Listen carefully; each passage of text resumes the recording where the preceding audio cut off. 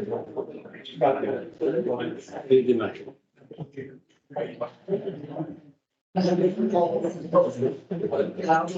le monde. De 19h32, nous allons ouvrir l'ordre du jour. Alors, nous avons un point, premièrement, tout d'abord, bienvenue ce soir à la séance ordinaire du 4 décembre 2023. Nous avons un point à ajouter à l'ordre du jour, c'est le point 7.4, embauche d'un journaliste journaliste, pardon. Journalier, saisonnier. C'est le point 7.4. Donc, 2.1, procès verbal. Donc, j'avais besoin d'un proposeur pour l'adoption du procès verbal de la séance ordinaire du 6 novembre 2023. Merci. C'est ce qui nous amène à la première, à la période de questions. Considérant que nous avons beaucoup de monde ce soir, là, je vais simplement me permettre de rappeler les règles. Donc, nous avons une période de questions d'une durée de 30 minutes. Vous avez droit à une question, une sous-question. Évidemment, on vous demanderait, s'il vous plaît, de vous présenter nom et adresse lorsque vous avez le micro. Ensuite, s'il y a plusieurs personnes qui veulent poser des questions, je vous demanderai de vous rasseoir, laisser la place à une autre personne, puis par la suite, vous pouvez là, revenir sans problème. Alors, la parole est à vous.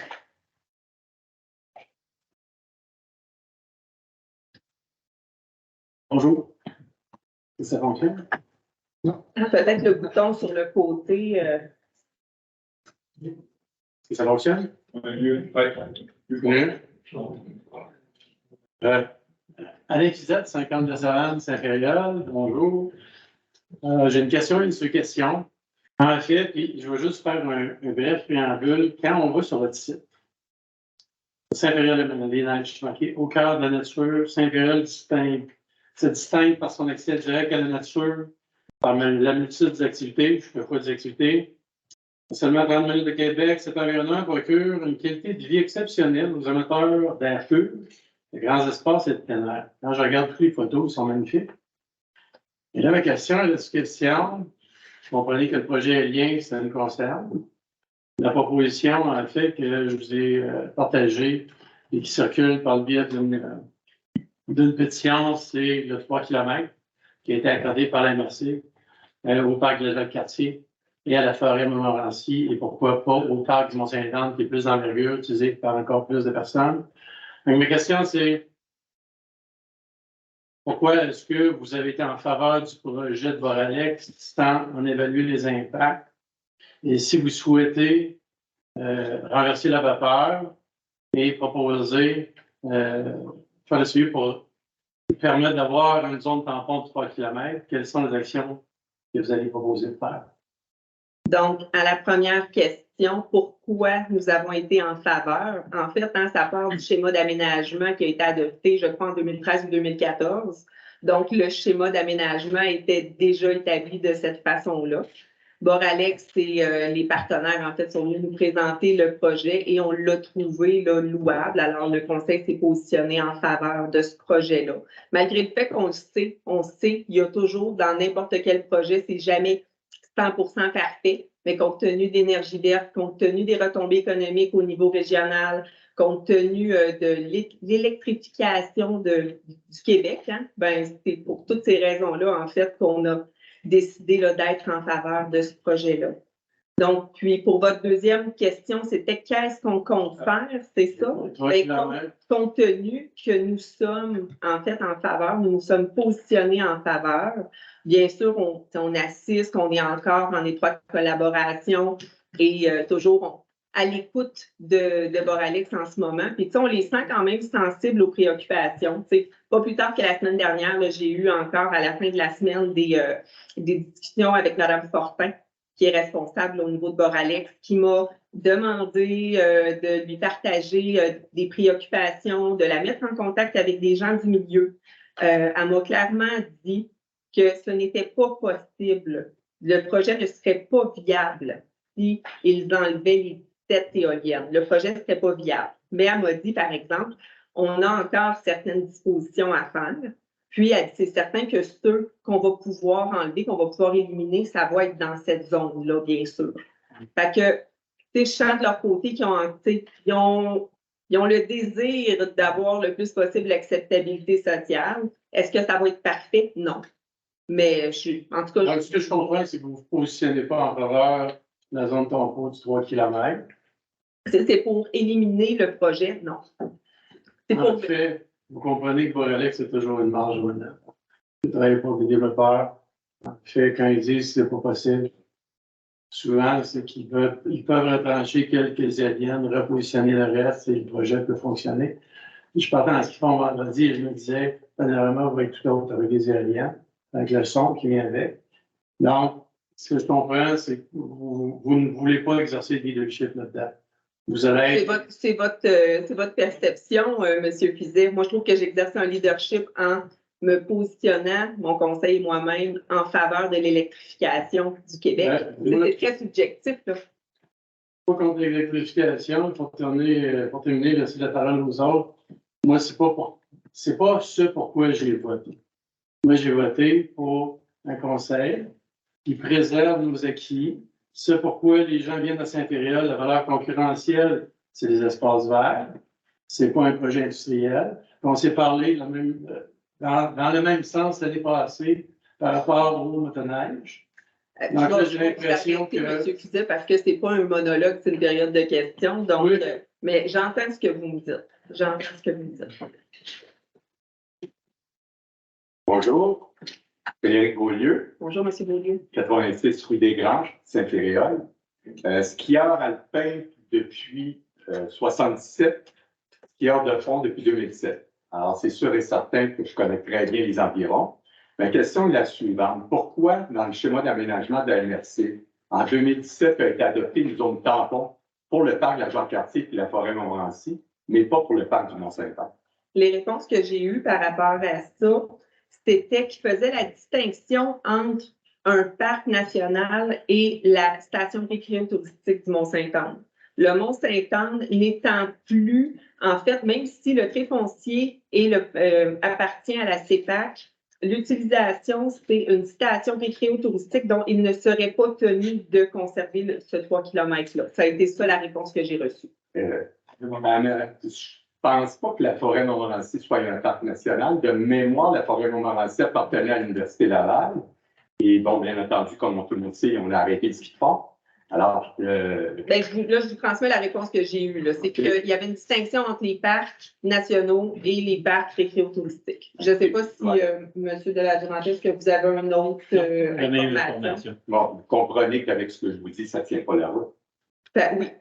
Bon, parce que la forêt, ce n'est pas un parc national, c'est l'Université Laval. Il faudrait à ce moment-là probablement vous adresser à Boralex pour avoir plus d'informations à ce niveau-là. Question maintenant, considérant justement cette incongruité-là, qu'est-ce que la municipalité compte faire? Là, comme je vous dis, ça ne change pas notre position. C'est avec l'information qu'on a reçue jusqu'à présent. Si on remet ça en perspective, là, ce qu'on a entendu, c'est que le 17 éolienne, cette zone tampon-là, il n'aurait pas d'autres endroits pour le mettre, pour les positionner ailleurs. Oui, mais vous comprenez, regardez, je vous rappelle juste mon passé. Je suis ingénieur analyste. J'étais ingénieur analyste au BAC pendant 4 ans de temps. Donc, je connais très bien la game. Et en 99, peut-être qu'il y en a beaucoup qui n'étaient pas. En 99, je prononçais une conférence sur le développement durable au Brésil. J'avais été invité pour ça. Alors, je comprends très bien la game que joue Boralex en ce moment. On parle, finalement, Boralex nous a avoué que c'était probablement le 5e plus gros projet éolien au monde. Bon. Alors, moi, je comprends que sur le 5e plus gros projet éolien au monde, il y a de la marge de manœuvre. Ils jouent leur game, tout simplement. Ils disent que ce ne sera pas rentable. Ben oui, il y a de la place amplement. C'est une game qui joue. En fait, en ce moment, Boralex qui font, c'est une game de relations publiques. Quand ils vous l'ont présenté, c'était de la relation publique. C'est considérer que quand j'étais au BAC, ça me prenait 4 mois à analyser un projet de cette grosseur-là. Alors, ce n'est pas un projet sur lequel on peut se prononcer comme ça par une simple présentation. Là, c'est un monologue que je fais. Mais ce que j'aimerais tout simplement, pour de prochains projets comme ça au niveau de la municipalité, je ne dis pas que l'âge sur le 3 km, pas du tout. Les bonnes pratiques veulent que vous nommez un comité, que le comité étudie le projet, vous fasse les recommandations, et après ça, vous êtes en mesure de prononcer sur quelque chose de solide. Pas uniquement les dires d'un promoteur qui regarde le côté juste du ménage. Parfait. Ben, je vois M. Ennis qui prend en note, donc Merci. merci à vous. Mon nom est David Soriol, je suis citoyen de Saint-Fériol, 34 rue du Refuge, membre de votre CCE. Alors, peut-être vous résumer un petit peu mon parcours très, très succinctement. J'ai été directeur d'un service d'urbanisme dans une ville de plus de 100 000 habitants pendant 30 ans. J'ai été 6 ans comme directeur général adjoint de cette même ville et directeur général aussi de la ville pendant 2 ans. Et dans ma pratique, moi, j'ai toujours dit, peu importe le promoteur qui est devant moi, je dois faire des gains pour la municipalité avec laquelle je travaille. Donc, il faut qu'il y ait un gain de la ville, des citoyens, outre le fait que ça participe à l'électrification du Québec. Qu'est-ce que concrètement les gens de Saint-Fériol gagnent au projet d'éoliennes? Moi, je ne le vois pas honnêtement. Je ne le vois pas. Puis, monsieur parlait d'un comité. On a ce comité-là à la ville, ça s'appelle le CCE. Donc, ça aurait été un beau moment pour soumettre un dossier au CCE. Mais je veux juste comprendre quel est le gain pour les gens de Saint-Fériol dans ce projet-là d'éoliennes. De plus que, ben, c'est régional. Parce que c'est un projet qui affecte, puis oui, c'est régional, mais il y a quand même eu une réunion en juillet, je crois, à la MRC, à laquelle vous étiez, et il y a eu une modification du règlement 184, dans le 184-13, et ce règlement-là a eu pour effet de modifier encore des dispositions pour permettre à Boralex de faire son projet. Alors, c'est pas en 2013 ou en 2017, là, on parle en 2023. Ouais. Et chaque maire qui est à la MRC, ben, son rôle, c'est de représenter les citoyens avec lesquels il travaille, ou les citoyens qui sont sous... et moi, j'essaie de comprendre, j'ai lu un peu tout ce projet-là, j'essaie de comprendre c'est quoi le gain pour les gens de Saint-Fériol. Je le vois pas. Vous savez, vous avez raison, on est là pour représenter les citoyens. Ouais. On est là pour représenter aussi, ben, là, je parle de ma compréhension du rôle, c'est de voir aussi pour l'ensemble. Hein? Donc là, ce soir, j'ai des citoyens mécontents, j'ai des citoyens qui, subjectivement, puis je dis sans tout respect, trouvent que ça va déranger au niveau du paysage, trouvent que ça va peut-être, je dis bien peut-être parce qu'il y a eu plusieurs études déjà de fait, déranger au niveau du bruit. Puis, encore une fois, moi, je viens à dire que je trouve que c'est subjectif parce que quand on regarde tous les projets qui ont été faits au travers le Québec, il y en a énormément qui sont beaucoup plus près des résidences, tandis que ce projet-là est, somme toute, très, très bien ficelé comparé à beaucoup d'autres projets qu'on pourrait voir. T'sais. On parle de quand même, là, il y a une distance vraiment appréciable au niveau des résidences. On parle, c'est subjectif. Il y en a qui me disent, ben moi, j'arrête puis je vais voir les points de vue, je vais les voir, les contempler, les éoliennes. Fait que moi, je vois pas en quoi, puis je pense, je vais parler au nom du conseil parce que c'est une position qu'on a prise en groupe, que ce soit quelque chose qui soit néfaste pour la région. Alors, c'est comme ça qu'on s'est positionné. C'est pas ça ma question, Mme la mairesse. Ma question, en fait, quel est le gain? Bien, ça va être pécunier. Ça va être pécunier au même titre que toutes les autres municipalités. On va avoir des redevances sur 30 ans. OK. Donc, ça. Donc, ces redevances-là vont être... c'est substantiel? Ou... Oui, c'est substantiel. OK. Donc, ça va être un gain pécunier. Puis au-delà de ça, comme je vous disais, je pense que c'est le côté environnemental aussi que tout le monde trouvait très louable par rapport à ça. OK. Bon, parfait. Mais simplement retenir que lorsqu'on est avec un promoteur, lui, il est là pour faire de l'argent. Puis vous présentez les citoyens de la ville et vous êtes là pour faire en sorte que les citoyens, à chaque projet, fassent un gain. C'est un gain. Il doit faire un gain. Vous devez en fait, le projet doit faire en sorte que la ville doit s'enrichir, pas nécessairement pécuniairement, mais à tout égard, environnementalement, peu importe. Et il y a des façons de le faire, mais ça, il faut le négocier avec le promoteur. Moi, je n'ai pas senti qu'il y a eu une grosse négociation dans ce projet. C'est ma perception. Merci. Robert Pilote, 92 de la Butte. Bonjour. Je viens un petit peu aux nouvelles sur le dossier de l'eau et des eaux usées. pense que M. de la Durantaye, je sais qu'il y avait des rapports à produire, de possibles rencontres. On en est rendu où? Parce qu'on avait l'impression que par rapport au gouvernement, on gaspillait l'eau, qu'on allait en manquer. Fait que si on pouvait nous faire un petit topo de tout ce qu'on est réellement aujourd'hui, suite à de possibles discussions avec le ministère. Je vais transmettre la parole à M. de la Durantaye parce que c'est lui qui a fait les représentations, justement, là, tout récemment. Bonjour, M. Pilote. Écoutez, question pertinente. La semaine passée, on était avec les représentants du ministère de l'Environnement et ils sont très satisfaits des résultats qu'on a eus. Maintenant, on devait, et c'est pour ça que vous allez voir ce soir, l'adoption d'un règlement pour la tarification d'eau, parce que c'était une des dispositions pour lesquelles on devait respecter ça. Et il y aura aussi une deuxième disposition qu'on doit absolument respecter, c'est-à-dire d'installer des compteurs d'eau sur un échantillonnage d'une 60aine de résidences, pas pour charger, mais pour être capable de faire cette lecture-là, pour être capable de démontrer au ministère de l'Environnement qu'on est en contrôle sur la consommation de l'eau. Donc, en principe, avec la tarification ce soir, puis la fourniture de certains documents, on devrait, pour le mois de janvier déjà, revoir encore une fois notre dossier positivement par le ministère de l'Environnement. OK. Alors, je vais revenir sur la question des compteurs d'eau dans les résidences. Oui. Pour moi, ça ne solutionne rien.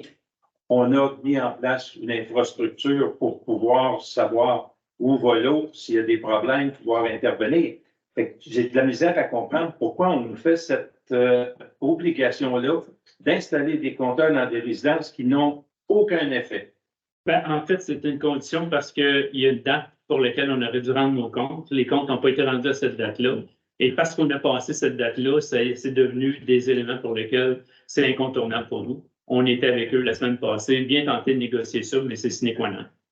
Autrement dit, on est pénalisé aujourd'hui parce qu'à un moment donné, il y a des gens qui n'ont pas suivi le dossier. C'est pas ce que je dis, mais je peux vous dire, pour moi, le suivi de dossier, on est rendu au moins avec une entente qui va être satisfaisante pour la reprise dans le développement. Et ils nous ont dit qu'on avait bien fait nos devoirs en passant.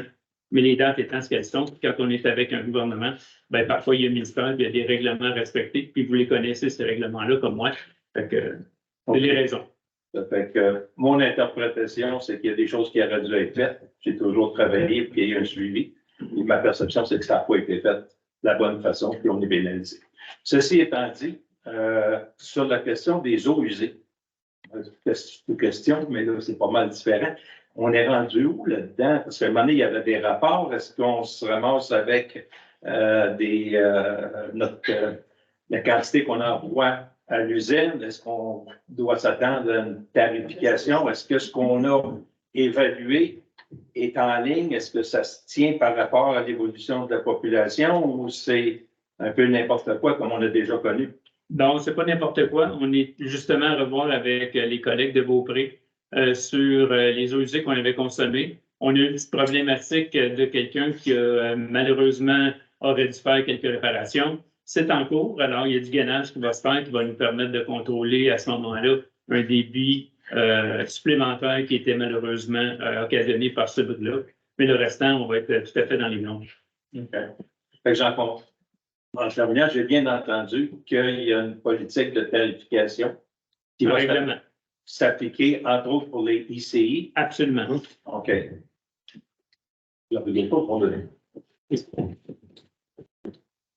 Bonsoir, Pierre-André, 26 rue de la Fontaine, Saint-Péréol. Moi, j'habite ici depuis 34 ans, puis j'ai décidé de partir de mon travail, quitter mon travail dans la Beauce pour venir vivre à Saint-Péréol. Mes 3 enfants sont nés ici, 2 habitent encore ici.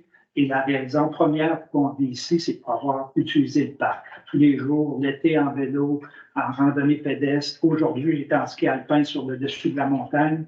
Et les éoliennes, on va les voir très, très bien quand on va être sur le dessus de la montagne.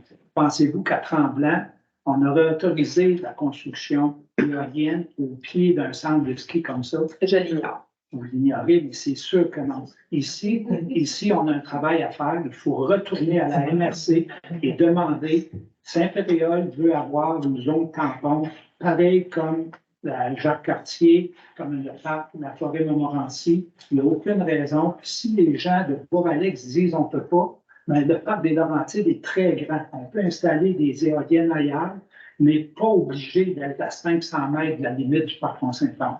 C'est vraiment c'est une décision d'affaires parce que près du Mont-Saint-Anne, on a des montagnes, donc il y a plus de vent.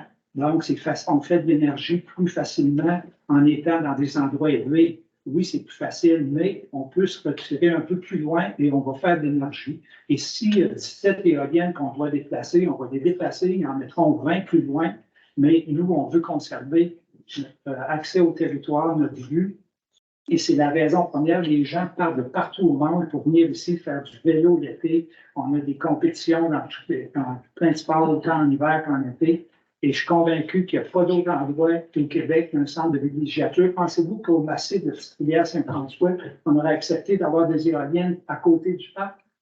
C'est très loin derrière. Et nous autres, on ne veut pas avoir des éoliennes non plus à 500 mètres de la limite du Mont-Saint-Anne. Donc, vous devez retourner à la MRC et dire, bon, ben, on n'a pas fait cette demande-là, on l'a fait en retard, mais on veut avoir une zone tampon, nous aussi, comme les autres.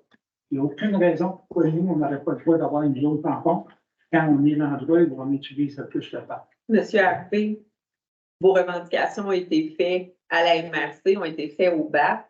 On a posé nos questions, puis les réponses restent toujours les mêmes. Fait que j'ai de la difficulté à comprendre comment je pourrais arriver et leur dire « je veux ci, j'exige ça ». Quand ils me disent « mathématiquement, on a fait nos devoirs, on a fait les études préalables selon le terrain qu'on nous avait donné, hein, parce qu'il y a ça aussi, ils se sont fait octroyer un certain terrain. Tu sais, c'est la manière que vous l'apportez, c'est comme si c'était très, très, très facile, mais vous êtes d'accord avec moi, tu sais, de par votre métier, qu'il y a beaucoup, beaucoup de choses là, en arrière de ça. Tu sais, ça fait plusieurs années qu'ils sont en train de regarder au niveau des distances, des oiseaux, des milieux humides, du vent. Je ne suis pas une experte du tout là-dedans, mais chose certaine, je pense qu'ils ont fait leur devoir. Puis je pense que l'équipe semble être assez sensible que s'ils étaient en mesure d'apporter le changement, je pense qu'ils le feraient. Je ne crois pas, c'est une question économique. Eux, plus ils sont prêts, moins ils ont du chemin à faire, plus ils sont sur les hautes montagnes, plus l'éolien produit. Donc, eux, c'est strictement économique. Pourquoi 3 km dans la vallée de la Jacques-Cartier? Pourquoi? C'est si on dit, OK, allez à 500 mètres de la vallée de la Jacques-Cartier, vous allez pouvoir installer 10 éoliennes de plus. Allez à 500 mètres de la forêt Montmorency, vous allez installer les autres 10 de plus. Pourquoi eux, c'est 3, puis nous, c'est 500? C'est nous qui va payer le prix. Là. On va vivre avec ces éoliennes-là pour les 100 prochaines années. Les petits-enfants, nos enfants vont avoir des éoliennes à tous les jours en sortant. Comme je vous ai dit, monsieur Harvey, c'est subjectif. Il y en a pour qui c'est à 500 mètres de leur résidence. Mais pensez-vous qu'à Tremblant, on a installé des éoliennes à 500 mètres? Jamais. Ce ne sont pas des terrains pour nous. C'est un projet architecturé par le communal. On va respecter les. Il nous reste 5 minutes de période de questions. Bonjour, Denis Village, sur la rue des Granges, nouvellement résident. Bonjour. Est-ce que les échanges entre vous et Boralex sont publics, accessibles? Ça dépend, je veux dire. Donc, puisque vous parlez de subjectivité, là, est-ce que cette information-là, nous, on peut la voir ou apostrophe la voir? Mais laquelle? Vous avez répondu que Boralex vous a dit que. J'étais au téléphone. Fait que non, c'est pas public. C'est pas écrit ni public. Non. Donc, si on veut l'avoir, on va devoir. Mais non, mais subjectif, ça, c'est mon opinion à moi. Il n'y a pas Boralex qui m'a dit que c'était subjectif. C'est moi qui vous partage que le fait qu'une éolienne ne va pas faire beau dans le territoire, c'est subjectif de personne à l'autre. Ben, je ne comprends pas votre question. Ben, je veux savoir si l'information, donc c'est verbal. L'échange dont vous me parlez, là, ça s'est fait verbalement. Boralex vous a dit que ça s'est arrêté là. Oui. Question. Oui. Donc, si on veut en savoir plus, c'est la loi d'accès à l'information. J'imagine que je ne sais pas, il n'y a rien, il n'y a pas de document. Qui a été écrite. Mais il n'y a pas, donc ça s'est fait verbalement, le projet de cette ampleur. Mais non, mais monsieur, là, je pense que c'est ça, là, je pense que là, vous méprenez. Là, j'ai eu un échange avec une partenaire qui voulait avoir plus de sensibilité, le pouls au niveau de la population, puis qui m'a contacté pour me dire qui dans la population pourrait m'informer davantage sur les sensibilités de la population. Fait que c'est ça qui est arrivé, puis moi, je l'ai référé, puis je peux vous dire, je l'ai référé au centre plein air, au président du centre plein air. Fait que, Ok, donc, j'ai la réponse à ma première question, merci. La deuxième, pour ce qui est de la consultation de la population, ça s'est fait de cette façon-là. Donc, ils ont consulté, vous avez consulté le centre plein air. Si nous, par exemple, la population qui n'est pas très satisfaite, vous avez compris qu'on est assez déçus, puis qu'on ne lâchera pas le morceau, si nous, on a fait des démarches auprès de Boralex pour les rencontrer. ben, vous les rencontrez, vous les contactez, Ok, vous les vous pouvez pas rencontrez. nous aider. Ben, tout est disponible sur le site Internet. Non, mais toute la l'information. municipalité peut faciliter les discussions entre un groupe de porte-parole ici et Boralex. Ben oui, je peux le faire, certainement. Vous pouvez les aider. Ben oui. Super. Mais sachez qu'ils sont très, très ouverts, puis ils ont déjà été rencontrés Oui, j'ai déjà plusieurs eu des discussions avec eux concernant certains projets. C'est les réponses. Merci. Il reste une minute? Oui, deux. OK, Anne Savary de Coubertin. Moi, c'est l'aspect acceptabilité sociale là, que je voudrais qu'on discute parce que, bon, c'est sûr que le côté rentabilité, c'est intéressant, mais comme la population l'accepte socialement, c'est quand même un concept qui est connu et qui est défendu. Là. Vu que c'est les gens de Saint-Ferrand qui vont être les plus impactés par ce projet-là, la Ménage Sud, est-ce que vous seriez prêt à soumettre le projet à un sondage envers la population de Saint-Ferréol pour évaluer l'acceptabilité sociale dans les termes que c'est présenté, le projet, avec la non-vente qui est existante? Est-ce que vous êtes prêt à vous soumettre à un sondage? Et donc, pourquoi non? Parce que ça ne changerait rien sur la réalisation du projet. Mais si l'acceptabilité sociale n'est pas là, madame, je veux dire, il ne faut quand même pas nier ça. Là, on est en 2023, là, c'est important l'acceptabilité sociale. Vous voyez avec le projet de tramway à Québec, comment ça se passe, là? Monsieur Leclerc? Je voulais juste préciser que c'est pas à Saint-Réal. Le projet est sur les TNO, qui sont dépendants de la MRC. C'est au niveau de la MRC que ça se décide. Nous autres, on décide. Mais c'est pas, c'est la municipalité qui est la plus proche du projet des Neiges Sud. Ça a été confirmé quand même par les gens de Boralex. Oui. Mais bon, moi, je pense que le dossier d'acceptabilité sociale, c'est très important. Il ne faut pas que vous le sous-estimiez. Si Saint-Tite décide de faire quelque chose, on n'a pas non plus à décider, à voter là-dessus ou à faire des sondages à notre population. L'acceptabilité sociale, là, quand ça va être rendu au bac, il va la poser la question. Je ne sais pas, là, il faut y penser un petit peu avant, là, dans les quatre sphères, là, comment on appelle ça, le développement durable. C'est important, ça, très, très important. Mais tu sais, le développement de l'électricité au Québec, là, ça, là. Je termine avec ça, c'est pour ça qu'il y a le BAP et les examens du BAP. C'est ça. Pour que la population prononce. Ben, ils n'ont pas pouvoir exécutoire, je pense, mais quand même, un sondage pour voir l'acceptabilité sociale, je pense que ça serait quelque chose qui faudrait envisager. Merci, Madame. La majorité est d'accord. Je dirais qu'on non, on n'ira pas vers le sondage. Première filière, 92 habits à nouveau. Récemment, dans l'infolette, on annonçait l'application Voilà, si je m'en rappelle bien. L'application et module de PG Système. Je voudrais savoir, est-ce que c'est le module sur les demandes et les plaintes qu'on a déjà eu, puis je pense qu'il a jamais servi, que là, finalement, on va utiliser? C'est tout ça? Monsieur, En fait, il a servi. Parce que moi, je veux dire, de ce que je voyais, ça n'a pas l'air de servir bien gros. Il y a eu des hauts et des bas. On va dire ça comme ça. De haut, on s'en est servi, mais là, il va être en ligne maintenant. Okay. On relance la chose pour 2024. Permis en ligne et plainte et requête en ligne. Parce que ça veut dire que comme si tu fais une plainte, ça va être assigné à un département. Exact. On a de temps pour répondre. Exact. Le workflow, comme on dit. Là, ça. C'est l'objectif. M. Duranté qui avait amené ça, là, mais bravo. Et bravo, Mme la mairesse, embarquée là-dedans. Merci. Une question par rapport à ça. Les plaintes, ces choses-là, est-ce que ça va être revu avec l'ensemble du conseil ou c'est la mairesse et le DG qui regardent ça à deux? En fait, de la manière que ça va aller, c'est qu'il y a un système, dans le fond, administratif. Là, je ne peux pas vous donner tous les détails là, à cette heure-ci, mais tu sais, par exemple, je ne sais pas moi, en 48 heures, tu sais, la personne va avoir vu tout ça, mais les plaintes qui vont mériter mon attention, M. de la Durantaye va me les partager, mais des plaintes, je veux dire, sur l'aboiement d'un chien, peut-être que ça ne viendra pas jusqu'à moi, par exemple. Autrement dit, vous allez assurer un suivi de gestion pour dire on rencontre nos objectifs, on ne les rencontre pas. Il y a des gens qui font leur job, il y a des gens qui en font moins bien. C'est ça qui va se passer. Bravo. Tout à fait. Merci beaucoup. J'ai une dernière question. Ah, ben oui, c'est passé, je sais pas. La table de présentation du budget. Juste un point d'information. En premier lieu, lorsque vous parlez de rencontrer Francis Flynn d'une résidence à Beaupré, un chalet ici à Saint-Péréol depuis longtemps. Et quand vous dites que de rencontrer, tantôt vous avez dit rencontrer Boralex lorsqu'on a parlé de la forêt Montmorency. Pourquoi c'est là?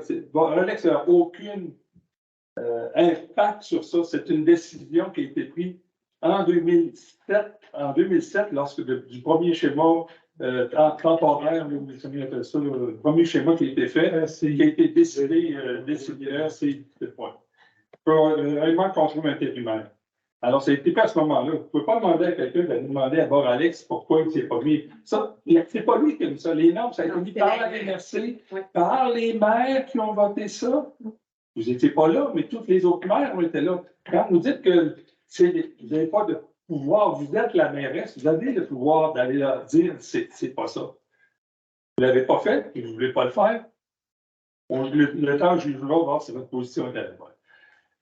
La deuxième chose que je viens d'oublier. Je suis pas gré de dire ça en attendant. J'ai oublié, ça m'a sorti de l'esprit. Bon, mais une dernière question, ensuite on va continuer avec notre rapport. Frédéric Beaulieu, sur la Desgranges. Dans le fond, êtes-vous conscient en ce moment qu'il y a une pétition qui circule, qu'on est rendu à au-dessus de 1000 signatures pour, dans le fond, une demande de zone tampon et, bien entendu, dans le fond, d'inclure le parc du Mont-Sainte-Anne au même titre que la forêt Montmorency, qui n'est pas un parc national, et le parc de la Jacques-Cartier. Au fait de ça, de cette pétition-là. Oui, je trouve. OK, parfait. Comprenez qu'il y a au-dessus de 1000 signatures. Oui, tout à fait. OK, parfait. Donc, c'est pas juste Frédéric Beaulieu. Il y a beaucoup de monde autour de ça. Merci. Merci. Donc, très bien. Alors, on va continuer avec notre ordre du jour. Donc, le point 4.1, déclaration des intérêts pécuniaires. En vertu de l'article 358 de la loi sur les élections et référendums, dans les municipalités, les déclarations des intérêts pécuniaires de tous les membres du conseil sont déposées. Parfait. Le 4.2, déclaration de dons et autres avantages.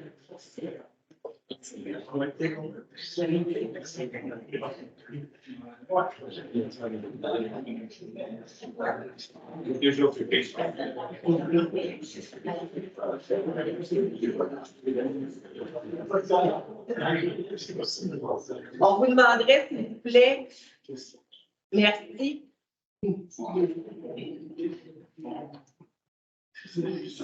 En vertu de l'article 6 de la loi sur l'éthique et la déontologie en matière municipale, les membres du conseil municipal déclarent n'avoir reçu aucun don et autre avantage au cours de l'année 2020. Merci. 4.3, Ville de Percé, appui pour l'appel du jugement invalidant le règlement d'imposition d'une redevance. Effectivement, ils ont fait une imposition d'une redevance réglementaire qui contribue au financement des infrastructures touristiques municipales et en cours supérieur, naturellement, ça a été rejeté. En fait, c'est que la résolution, c'est que le Conseil veut appuyer la Ville de Percé dans ses démarches pour faire connaître la légalité de son règlement en imposant une redevance touristique. Un proposeur. C'est. Merci. 4.4, Corporation des sentiers de Fat Bike, demande d'aide financière. Pour ma part, M. Lee, je l'aime retirer. Oui, effectivement. Merci. Le Conseil accorde une aide financière de 1 500 à la Corporation des sentiers Fat Bike Mont-Saint-Anne et Trail Builders MSA pour le projet pilote pour l'entretien et le balisage des sentiers pour l'année 2023-2024. Un proposeur. Marc Meunier propose. Merci. Communication 5.1, mandat professionnel, banque de photos. On octroie le mandat de produire une bibliothèque de photos et de vidéos de la municipalité à l'entreprise Coda Agence technologique au montant de 5 518 et 80 sous, taxes incluses. Un proposeur. Denis Ledoux propose. Merci. C'est Finance et technologie de l'information, 6.1, compte du mois. les dépenses du mois de novembre 2023 est au montant de 646 475 et 8 sous. Ça prend un proposeur.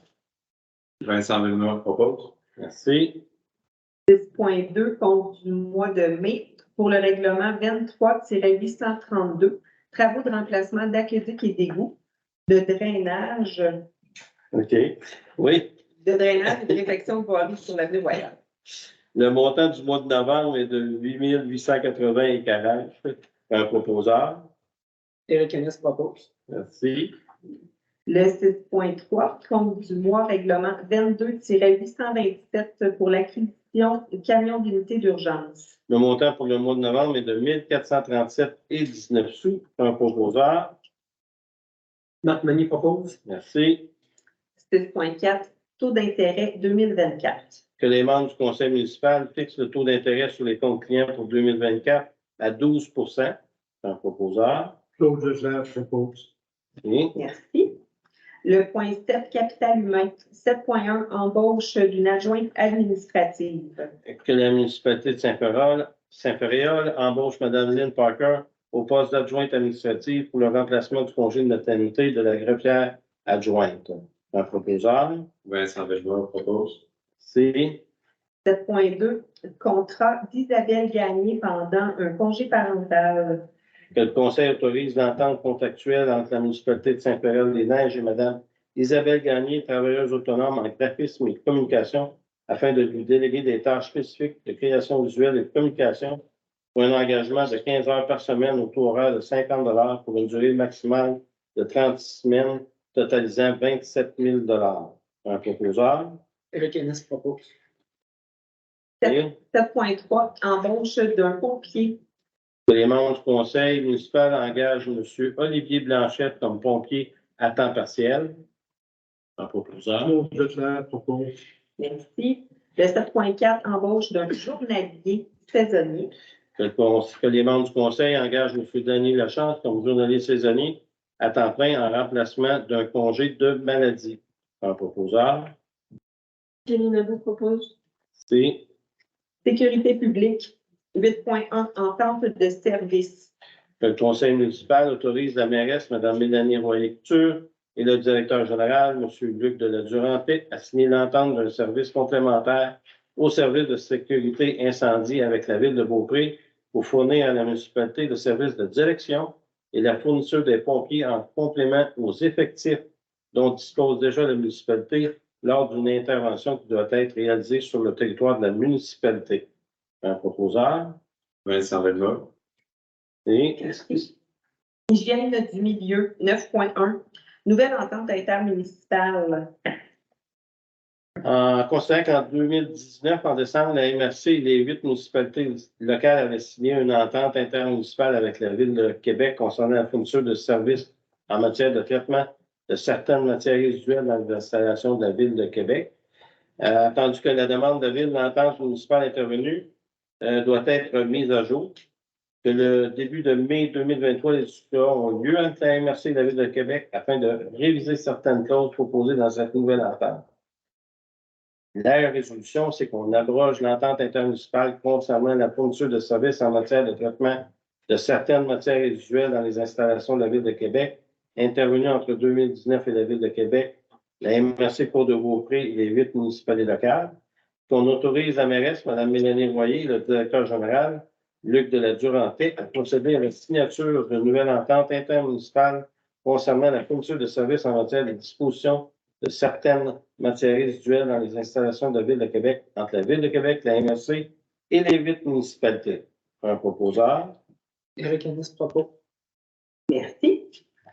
10.1, recommandation du comité consultatif d'urbanisme du 20 novembre 2023.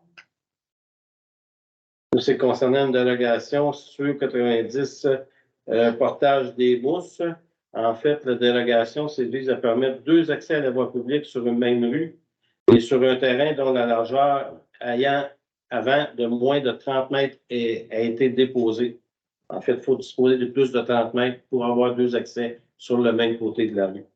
Considérant qu'un seul accès à la voie publique soit autorisé sur une même rue, que la largeur avant du terrain est de 28 mètres au lieu de 30 et plus, que la différence entre largeur c'est 2 mètres, que l'implantation des 2 accès à la voie publique permet de préserver quelques arbres, que la compacité des 2 accès à la voie publique permet de préserver une plus grande superficie du site à l'état naturel. Puis le comité consultatif d'urbanisme, le 20 novembre dernier, a une recommandation favorable à la demande de délégation mineure concernant la demande au 90 rue de portage des mousses visant à permettre d'avoir 2 accès à une rue ayant une largeur inférieure à 30 mètres. Je ne sais pas si vous avez des commentaires ou autre chose. Donc, très bien. Moi, je me pose la question. Je veux dire, pourquoi il n'y a pas un entrée un peu plus large? C'est quoi l'idée de dire qu'il faut qu'il y ait 2 accès? Je veux dire, tout le monde vit avec ça. C'est quoi l'idée? Il y a point important des mousses, c'est la rue Souvent? Ousmane. Son entrée est vraiment près du point. Fait que, un, c'était plus sécuritaire. C'est la maison sur le point, côté ouest, C'est ça. sud-ouest. Oui. Ranger d'épinettes, là. Première proposition, c'était d'aller jusqu'à ton ancien cabanon derrière. Ça faisait comme une longue entrée tout le long du terrain pour avoir une entrée sécuritaire. Et de façon que c'est configuré, de cette façon-là, c'est plus sécuritaire. Et en plus, en face, sur le côté de la rue, on a la même chose. Une maison, comme on regardait en billet, là, une entrée double comme ça aussi. Autrement dit, c'est comme. C'est comme un U, mais c'est pas une demi-lune. Une demi-lune. On permet des places des endroits, des entrées collées. Là, c'est comme. Chez ma voisine, comme ça, mais il y a plus que un terrain quand même pas mal plus large. Là, on parle de 2 mètres et demi, 3 mètres de moins que la norme. 2 mètres. 2 mètres. Donc, très bien. C'est pas un terrain, hein. C'est vraiment un peu. Je ne choisis pas 2 angles parfaits. Là. Quand vous le regardez, il est comme un peu curieux. Ouais. C'est ce qui nous amène à la décision sur la dérogation mineure du 90 portage des mousses. C'est qu'on accepte la demande de délégation mineure au 90 rue de portage des mousses, visant à permettre 2 accès à la voie publique sur une même rue et sur un terrain dont une largeur avant de moins de 30 mètres. Un proposeur. Notre propose. C'est Merci.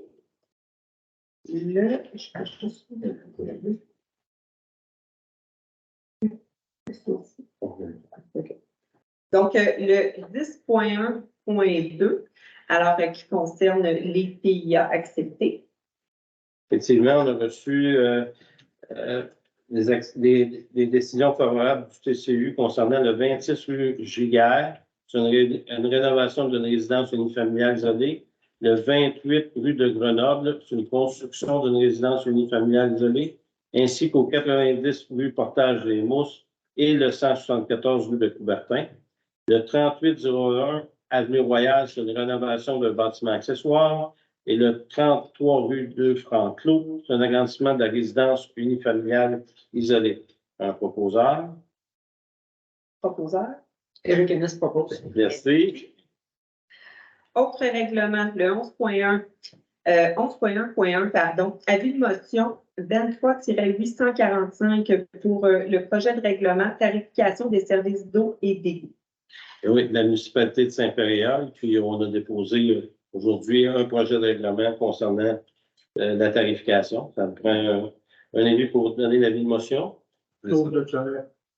Claude Leclerc. Il y a une dispense de lecture, je présume. Oui, c'est ça. C'est possible d'avoir quand même une petite idée de ce qui est là-dedans. C'est vraiment la tarification. Qu'est-ce qu'on a rajouté par rapport à l'ancien règlement? C'est la tarification au niveau des ICI, industrie, commerce et institutions. Est-ce qu'on l'avait pour le Mont-Saint-Anne parce qu'il était bien? Lui, il est à part, c'est ça. Là, maintenant, ça va être pour l'ensemble des ICI de la municipalité. Puis c'est prévu un taux fixe et des taux selon l'utilisation d'eau graduelle. Exact. Comme vous venez me faire un beau petit geste. La même chose, effectivement. Est-ce que l'implantation se fait comme dans votre projet, c'est au 1er janvier 2024 à 100%, où on dit, compte tenu qu'il y a des gens qui n'ont peut-être pas trop de courant, est-ce qu'on le fait de façon progressive ou c'est 1er janvier. Merci. Le 11.2.1, règlement 23-843, circulation des motoneiges sur certains tronçons de voies publiques et de trottoirs. En fait, c'est qu'on adopte le règlement 23-843 établissant un projet pilote afin d'autoriser et encadrer la circulation des motoneiges sur certains tronçons de la voie publique et de trottoirs de la municipalité, dont l'accès qu'on a ici, par exemple, au village. Ça va venir de la rue Trépanier, descendre la rue de la Reine, s'en aller sur le trottoir vers l'est pour Perdouin. L'auberge et campagne. Et campagne, entre autres. L'année de loin, lui, il a déjà son accès qu'il avait fait l'an passé par le monde. Et puis, c'est l'idée. C'est un projet pilote d'une année. Après ça, on va regarder avec le sapin d'or sa fonctionnalité puis le résultat. comment dire, c'est pour permettre l'accès à. C'est ça. Certains. Oui. Puis on a la même chose au niveau du Bois-les-Neiges pour le chalet village et chalet Montmorency. Parce qu'on veut donner accès à ces commerces-là. On va saluer des plans. Concrètement, on va être capable de prendre plus de 8000 chaînes. De 8000 chaînes au bout de la rue chez nous. J'espère que le monde va respecter. On va pouvoir en reparler après. Monsieur, vous reviendrez nous voir. Merci. 12.1. Ça prend un proposant. Pardon. Excuse-moi. Marc Pagny propose. Appuyé par Éric Ennis. Éric Ennis, c'est unanime. Nago? Oui. Oui. Monsieur Leclerc? Oui. Parfait. Merci. 12.1. Festivités du Nouvel An au Mont-Saint-Anne. Le conseil municipal accorde une aide financière à hauteur de 2118,33 plus taxes à l'événement qui aura lieu le 31 décembre prochain au Mont-Saint-Anne. Un proposeur. Proposeur. Éric Ennis propose. Merci. Merci. Est-ce que, c'est ce qui met fin à notre ordre du jour, est-ce que un conseiller, une conseillère aurait une information d'intérêt public à partager? Comme la date de présentation du budget. Oui, ça s'en vient. Ça s'en vient, ça. Donc, c'est moi qui vais prendre la parole. Donc, rapidement, là, juste revenir sur le succès qu'on a eu là, avec le marché de Noël là, qui a eu lieu cette année sur 2 jours, hein, les 18 et 19 novembre dernier, donc la 8e édition déjà. 60 exposants. Donc, on est maintenant rendu là, sur 2 emplacements, hein, ici et à l'école primaire, là, juste en face. Donc, super intéressant. On a eu également là, des ateliers de Lego qui ont eu lieu au Café Saint-Pé, le passage du Père Noël, distribution de calendrier de l'Avent. En tout cas, très, très couru, puis très prisé encore une fois, beaucoup de bénévoles. On est très fiers là, du succès de cet événement-là. Ensuite de ça, des informations justement d'intérêt public. Là, veuillez noter que les bureaux de l'administration vont être fermés pour la période des fêtes du 23 décembre au 7 janvier inclusivement. Bien sûr, là, pour des situations d'urgence, là, vous pouvez toujours téléphoner. Je peux vous laisser le numéro de téléphone ici, le 418-623-7070. Bien sûr, vous allez le retrouver sur le site de la municipalité également. Ensuite, on a la fête de Noël là, qui s'en vient le 10 décembre en après-midi de 13h30 à 16h là, sur la place publique de l'église. Alors, vous avez probablement reçu là, un publipostage là, dans vos boîtes aux lettres à cet effet-là. Enfin, la séance extraordinaire du budget se tiendra le 18 décembre à 19h, donc lundi le 18 décembre à 19h. Et la prochaine séance du conseil ordinaire va être le 2e lundi du mois, donc le 15 janvier 2024. Hein, on vous rappelle qu'on a changé nos dates là, pour le 2e lundi de tous les mois. Alors, voilà pour moi. Alors, merci beaucoup. C'est ce qui met fin à notre séance du conseil. Alors, merci beaucoup. Bonne soirée. Oui, tantôt, vous avez parlé de l'entente avec la ville de Beaupré. Là, ben, je peux comprendre les ressources. Puis à un moment donné, j'ai entendu le mot direction. Y a-t-il une direction bicéphale pour les deux municipalités? Au niveau des pompiers, Oui, mais c'est ça. On parle d'une entente. Fait que je présume le conseil, comme les outils de décarcération, on se donne, on se prête n'importe. Mais à un moment donné, j'ai entendu le mot direction. C'est-tu que la direction du service d'incendie de Saint-Péréol, c'est la même personne qui s'occupe aussi de Beaupré? Ben, absolument, pour répondre à votre question, c'est que notre directeur est parti, Marc Racine, à la retraite. On l'a remplacé par Nicolas Martineau comme directeur adjoint. Mais temporairement, on a fait appel à Beaupré pour avoir le directeur Patrice Goupil en support à notre directeur adjoint temporairement, puisqu'on est en train de regarder puis d'évaluer qu'est-ce qu'on va faire avec de futures ententes avec la ville de Beaupré pour nos services d'incendie. Ça pourrait devenir permanent d'avoir une entente de service, un peu comme la régie intermunicipale et les généraux. Et je vais répéter la même chose, M. Pilote.